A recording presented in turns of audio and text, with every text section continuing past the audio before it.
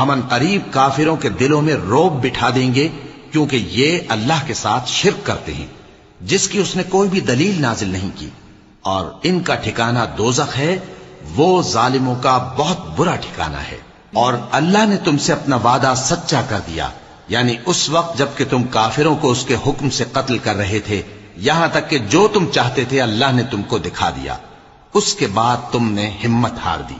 اور پیغمبر کے حکم کی تعمیل میں جھگڑا کرنے لگے، اور تم نے اس کی نافرمانی کی۔ بعض تو تم میں سے دنیا کے طلبگار تھے اور بعض آخرت کے طالب۔ اس وقت اللہ نے تم کو ان کے سامنے سے ہٹا دیا تاکہ تمہاری آزمائش کرے، اور اس نے تمہارا قصور معاف کر دیا، اور اللہ مومنوں پر بڑا فضل کرنے والا ہے۔ وہ وقت بھی یاد کرنے کی لائق ہے جب تم لوگ دور بھاگے جاتے تھے اور کسی کو پیچھے پھر کر نہیں دیکھتے تھے، اور رسول اللہ صلی اللہ علیہ وآلہ وسلم تم کو تمہارے پیچھے کھڑے بلا رہے تھے، تو اللہ نے تم کو غم پر غم پہنچایا تاکہ جو چیز تمہارے ہاتھ سے جاتی رہی یا جو مصیبت تم پر واقع ہوئی ہے اس سے تم غمگین نہ ہو،